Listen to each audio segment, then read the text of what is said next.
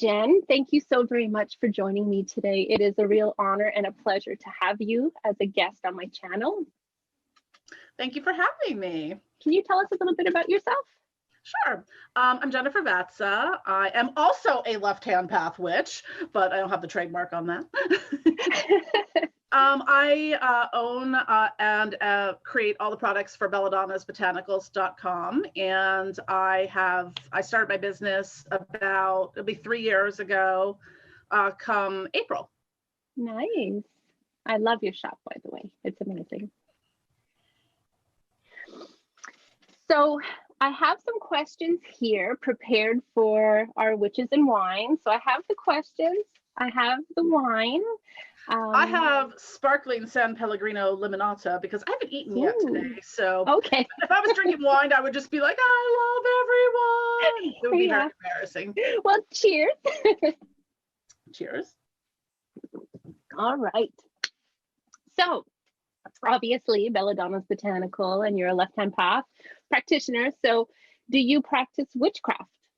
Yes, I have been practicing off and on for probably I got into it practicing more regularly like late high school, early college, and then there's been times where I wasn't practicing as much and stuff over the years, but it's something that's always been with me even as a small child. Granted, I wasn't doing elaborate rituals, but you know, I have always had kind of what you would call paranormal or spiritual experiences as a kid, and that just kind of, once I pieced it all together over the years, I was like, huh.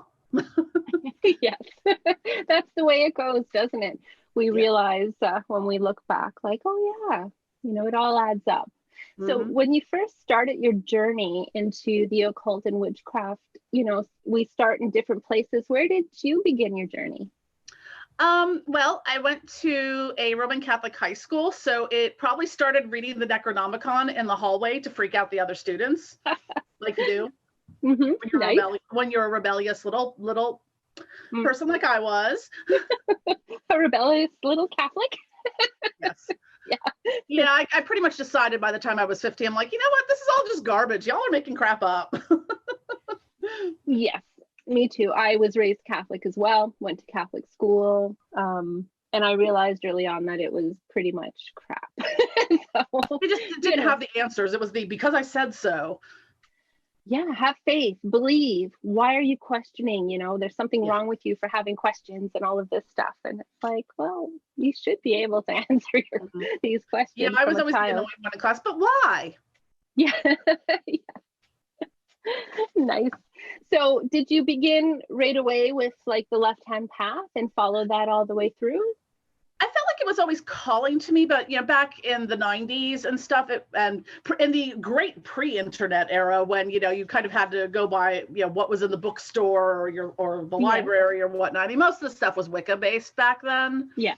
So because we all kind of came into that. I mean, sure, you had the Satanic Bible and the Necronomicon and things of that nature, but beyond that, my local bookstore was probably not going to have, anything beyond, Living Wicca and that kind of, those kind of books.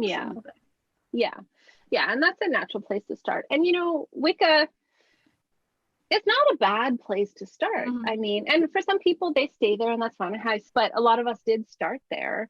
And they really did pave the way. Like there was a lot of good information there. And I did start with the Satanic Bible as well. And I loved it, but my brain was still too conditioned, like at the time. Did you have to fight that fear-based mentality at all? Or was it easier for you?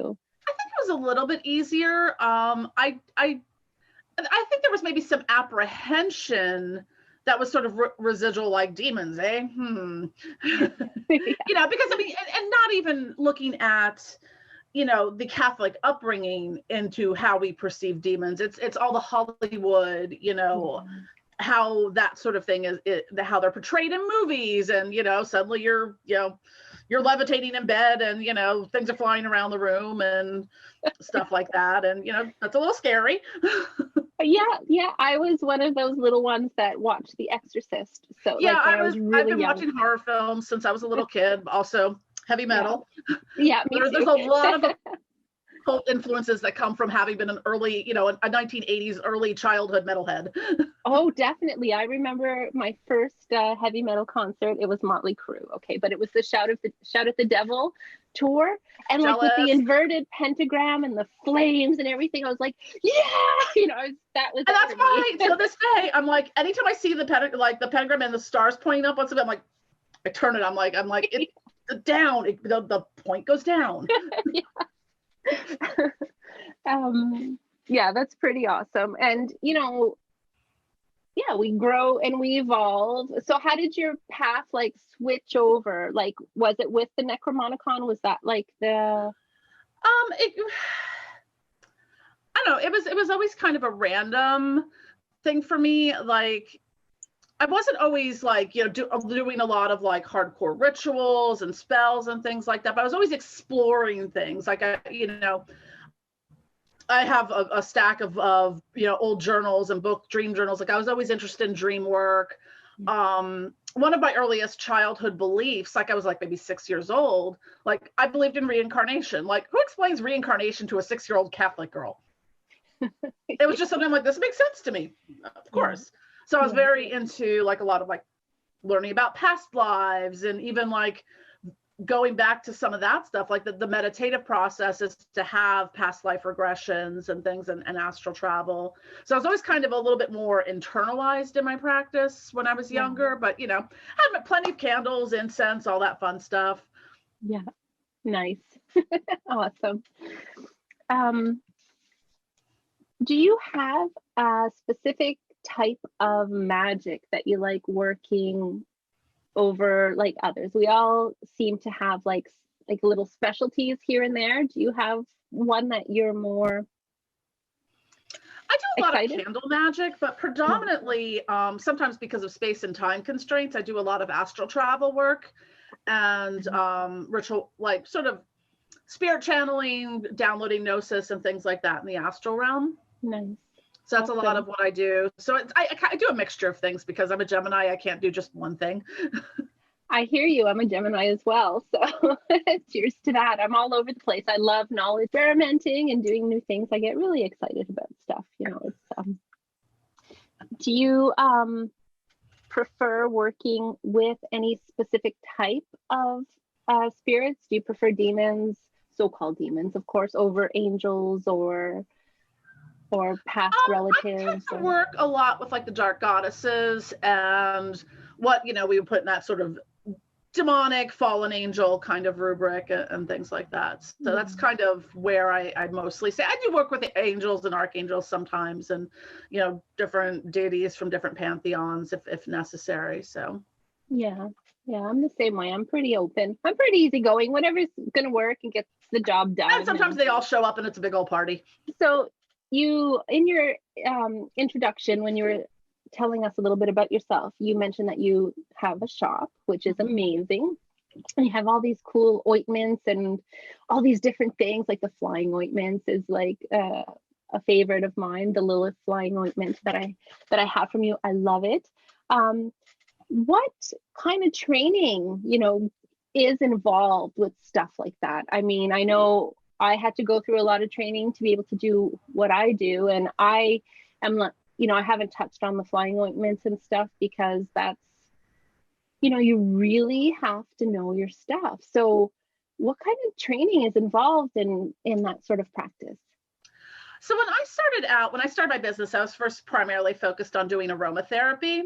So I did several certifications and like specialty classes in aromatherapy practices, working with essential oils and all the other, carrier oils and all the other materials that go into that, to learn like, not only just like, oh, this smells good and is good for this, but also the safety things because I'm very safety conscious about what I do. Yeah. Because it's a lot of people like, oh, it's natural, so it's fine. I'm like, yeah, put on some bergamot oil and go sit in the sun and tell me how those burns work for you. Yeah. Because I mean, unless you get the technical term is the furanocoumarin free bergamot, you're gonna get some nasty burns. Yeah. If you use too much of it. So it's some of it is knowing the safety behind it.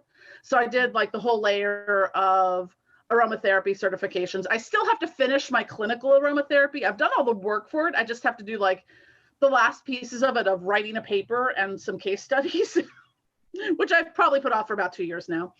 Yeah. I also did some studies into herbalism, natural skincare formulation, perfuming, and incense making, as well as a lot of stuff now, that how it ties into the witchcraft stuff with like all the poison path thing, stuff with working with things like Belladonna and Datura and all these toxic herbs that can kill you if you don't use them properly.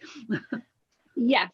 And that is fascinating to me, like the dark side of the herbs. I haven't explored that as much as I would like to. I've been more into the healing aspects of the herbs because it served the purposes of why I was learning, at the time. But I love the darker path of the herbs. Yeah, what's amazing with the poison path and the poison medicine aspect is that a lot of those things do have healing properties to them. Like I get clients all the time telling me, like, oh my God, this was so amazing for my like nerve pain. Like a lot of the flying ointments and stuff, because like Belladonna and all those do have analgesic properties to them.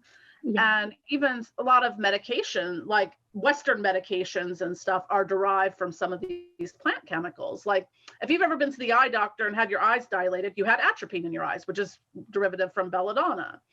A lot of those things are also used in like surgical anesthesia. Foxglove, for instance, digitalis purpura, is digoxin, which is a cardiac medication, is derived from that. Oh, interesting. Nice. Some poisons, in the right amount can be cures. Like there's always a balance with things and that little line. And I find it super fascinating. And, you are really all about the safety. Like you provide all these little, like all the information with your products, which is awesome. And it's very effective. I love using the flying ointment before I go into a deep state. I've received good results with that. So awesome. Thank you for that. Is there a product that you love making more than others? It depends on the mood I'm in. I like making the flying ointments probably the best. Sometimes I'll get annoyed. Like I mean, I like making soap, but sometimes if I'm not in the mood to make soap, then I just don't like. I'm like, I have to make soap. It's also why I don't make candles, because it's sort of like I'm only ever in the mood to make candles like maybe 3 or 4 times a year. So I make pretty candles when I do. I just don't like doing it. Yeah, you have to love, like, you really have to be in the mood to have that creativity flow. And with candles, that's my thing. Like, I love candles. I love playing with the wax. It's messy as hell sometimes. And when I'm done and doing the cleanup part, I'm like, I'm not doing that again. Like, I'm not, and then I'm right back at it because I love it. I love the witchiness of what we do. And I'm sure you can relate, like playing with the herbs and creating these things and, getting in there. It's just, I love it. And I could tell you do too, because looking at your shop, you have all these amazing products. Yeah, I was able to pull in a lot of different things for my training where, it's sort of like, okay, well, you can just throw some herbs in an oil and fuse them and call it a day. And there's your ritual oil, or, you can, enhance it by adding, essential oils and fragrances and things like that to, make it not smell horrible. Because some things after a while, when they're infused, do not smell very nice. Yes. And, it's all trial and error. And there's no hiding the smell of sulfur. No, or black Himalayan salt, as I learned, like this Samhain when I created the Beyond the Veil. Yeah, I think you sent me some of that one. Yeah. It's a little bit at a time. Yes, like for myself, I knew, I went in prepared. I knew what to expect, but I didn't think, what someone who doesn't know how their experience would be. My husband. Oh, I knew. I have a ton of black Himalayan salt. So there's my husband, who's not like, he's a muggle by the term, like he's not witchy at all. And every now and again, like I have all my bath salts, on a shelf in my bathroom because, I'm a bath witch. And every now and again he'll just throw in whatever because it usually smells really good, and it's so he threw in this new and yeah, I mean, the smell is like the wells, you know, that I visited in Ireland. It has that very egg smell. And, you know, he was like, you should warn people. Like, you should have a warning on the bath salts, you know, because they're not going to be pleased. And I thought, oh my gosh, you know, like, so I think I messaged you. I started messaging like everyone that purchased it, like, okay, just so you know. And then I started to include like this little pamphlet with it from that moment on because I was so worried. But yeah. Yeah, I tried to put that like on the things. I'm like, okay, black arts oil and banishing oil. This is kind of stinky. Yes. And I occasionally get really strange questions. Like someone once asked, like, they posted a comment on something like, it's really weird, this doom oil, like you can't wear it and you're supposed to wear gloves with them. Like, yeah. Like it clearly states what this oil is for. Yeah. And you have to be clear. And I didn't think of that. And I was clear with it. And I was just like, they were confused as to why they couldn't like wear doom oil. Mm-hmm. Yeah. Like cursing oil. I had the same thing. So now I put like, because it's volatile stuff. I mean, it's not a good. It's so peppery and yeah. Don't wear. Don't get on your skin. Yeah. It's one of those things. Like if you accidentally wipe your eye or something, you know, you're not going to be happy. So you have to be really I've accidentally gotten the peppermint close to my eye. I'm like, woo. There's a lot of training involved in what we do and the products that we create. And the dark path of herbs. Do you have a course that you would recommend above others, or? As far as like the poison path stuff, some of it is reading. Like I've read like most of the books that are out there on it. Harold Roth has a really good, I think it's called the Witching Herbs course that he runs maybe like once. I think I was taking it in the fall, so maybe he'll run it again in the spring or something like that. But that one's really good. I'm trying to think what other ones. I mean, there's some people that like kind of will do like, you know, little individual videos or was it like little pamphlet kind of, or like a PDF kind of thing like that. So a lot of it's just reading and having really good source books that tell you like all the, you know, all the things that could possibly go wrong. Yes. Okay. That's like, watch out for this and this and this and this. And, you know, with all that, I mean, I test all my stuff on myself and my little human guinea pig. Yeah. You know, I mean, with the flying movements, the worst thing that's ever happened is that if I use too much of it at once, is like the next day, I'll either be really tired or I've had a dry fever, which is just kind of like, you're just really warm, but it's not like a sick, like I have the flu fever. It's just like, I'm hot for a couple hours and then it goes away. Yeah. So what would be too much then? Like using too much? Would it be like too many applications in a day? Or? It would, you know, some of that's going to depend on your physiology, because too much for me might be way too much for someone who's half my size and way not enough for someone who's twice my size. So, and a lot of it's going to come down to your metabolism as well. And I have some weird metabolic issues when it comes to how I physiologically process medications, because somehow I managed to be a poor metabolizer and an ultra rapid metabolizer, depending on what it is. Okay. Yeah. Okay. So some things are in and out, and other things just kind of like hang out for a while. Yeah, it's interesting. The body, it does what the body does. So it's always good to be careful, especially when you're starting out with a new thing like flying ointment or whatever. But so I was really, because I'm like that too, I'm really super sensitive to some things, and some things, you know, it takes a lot. So you know, I was very cautious with the flying ointment at first, just a little bit here and there. Yeah, just, you know, experiment, see how you feel and stuff like that. After a while, you kind of know how much you need to use based on what you're doing. So like if I was using it before a ritual, I would use a lot less than I would if I was doing like deep meditation or astral travel. Yeah, because you want to be able to do the rituals. Do you have any advice for a new person that is interested in the occult and witchcraft and things like that, but they're not sure where to begin? I'm a big old academic nerd. So I read a lot and I watch a lot of YouTube channels, just to kind of see what people are doing, see what is, I mean, there's so much to the occult. I mean, like, I feel like I've just got to level 1, of things. I'm like, there's still things I haven't really explored, like Enochian magic and the Cliffofic stuff and all that. Like, there's just so much. Yeah. So it's really just kind of picking a point that works for you. Like, when I first started really kind of getting more into the left-hand path stuff, because I had a period of time where I was just like a very non-theistic, atheistic kind of person. Okay. So like for me, working with any spirits or entities of that was a little like, I don't know where to start with this. And I just felt like Lilith was a good starting place. Nice.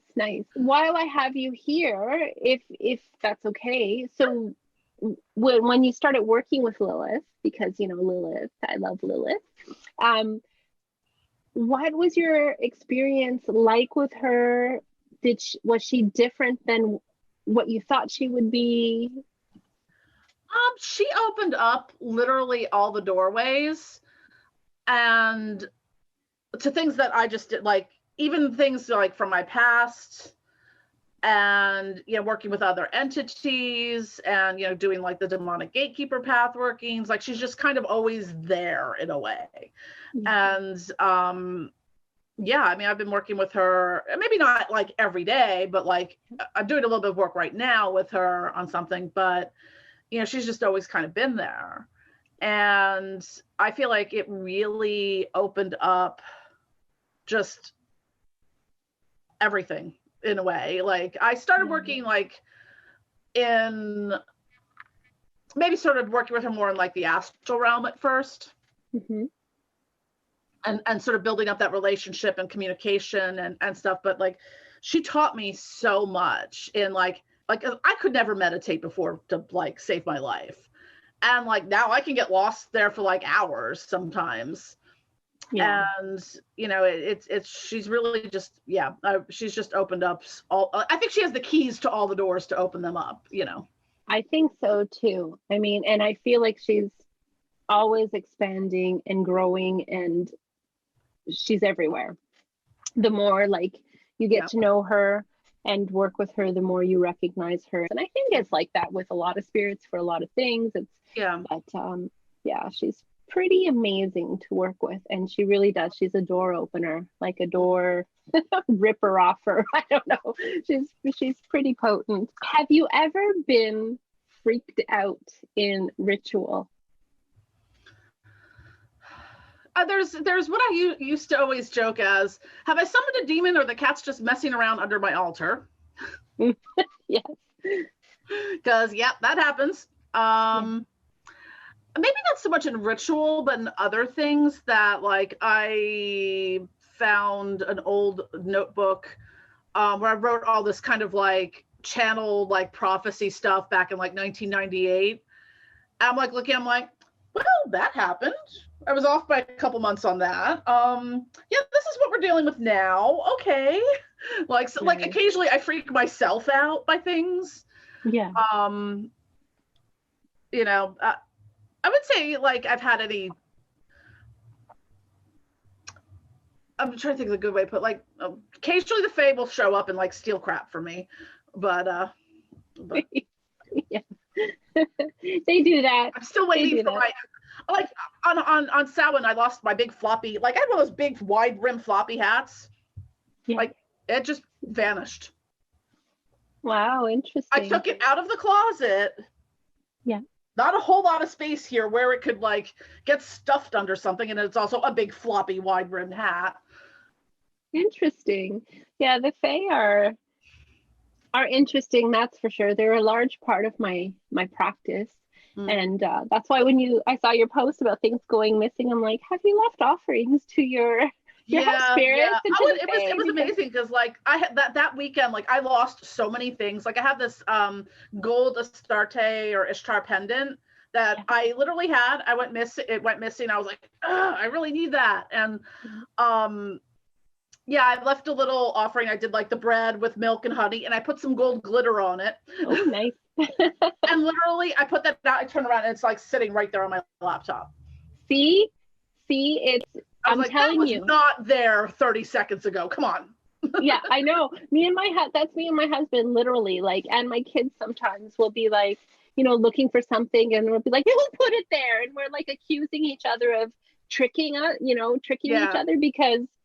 Okay, look, we looked there 50 times and now it's right there, like on the counter. Like, give me a break. Lost jewelry, crystals. I'm like, I checked that pocket in my purse 50 times. Yeah, it's amazing how that happens. No way I missed that.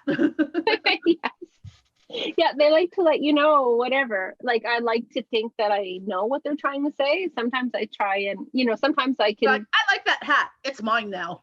Yes, or you forgot to do this and I know you wanted that hat. So, or whatever, who knows the logic, but I know offerings work and acknowledging them works. The one thing that freaked me out, it was after I think it was on Samhain after the Dark Arts Summit. We were all like late night chatting on Zoom and we were talking about the Jinn. And all of a sudden I hear just crashing from my product storage room. And it looked like someone kicked the legs out on one of my tables. Wow. And the only thing that broke was a bottle of my Asmodeus Spellfire. And Asmodeus is associated with the Jinn. Wow. I was like, guys, stop talking about the Jinn. I love stuff like that. Like when stuff like that happens. I don't know how, because it's one of those folding tables and stuff, but it's like, it looked like the legs had been kicked in on the one side. Luckily there was stuff under it, so not everything went flying, but Yeah. I was like, that's the only thing that broke. Yeah. Interesting. Yeah. I love stuff like that. That's why I always have that question in whenever I can get it. Have you ever been freaked out? And it goes beyond ritual, of course. Like in ritual, it's kind of cool when it happens, when it's there. But you're right, it does often happen after the fact. Most or at of the other things times. that were truly like freaky is like when you get that like dream possession where you're like it's kind of stuck in that, like I always call it the hell loop, where you're like, I'm awake. No, I'm actually not. Crap. Oh, yeah. You're trying to wake up and you're like, you feel like you've got like a lead blanket on you and you're just stuck in this loop of trying to get up. Yes. Yeah, so I call those like a dream within a dream. Like, I don't know if you've ever experienced this, but when you're like, okay, I got to wake up. And then you're like, okay, I'm awake now. I'm awake. But you're not, and then you realize you're not. And I don't know if you've ever tried to open doors and go outside in any of these dreams. Well, for myself and some of them, like it's not outside like you would think it's outside. And or you get shot up, you're floating up on the ceiling, that's, with some of them that get really deep and freaky. And there was one particular one where it's like, I know something was possessing me, and somehow in my dream, I did some sort of like, I remembered the Lord's Prayer in Latin, and I'm doing like an exorcism, and I could not tell you the Lord's Prayer in Latin right now, but in my dream I remembered it. And it's just like going through all these things. And one of the weird experiences I had over the fall was I actually had an out of body experience in a dream state. Like I watched my body like lose consciousness, and then like I was outside of my body, so I'm like in multiple places in the dream state, and it was really weird. Yeah, it can get really trippy, like big time. Yeah, you always need to be anchored in a way. But yeah, when you're in that loop where you're like, because a lot of times I sleep with like an eye pillow mask on, and like one of the times I was like, I kept taking it off thinking I was awake, but it would still be there, and I'm like, I just kept like in the dream I just kept taking it off, it was always there, and I'm like, yeah, dreams are interesting, and they can get really interesting too. I love it.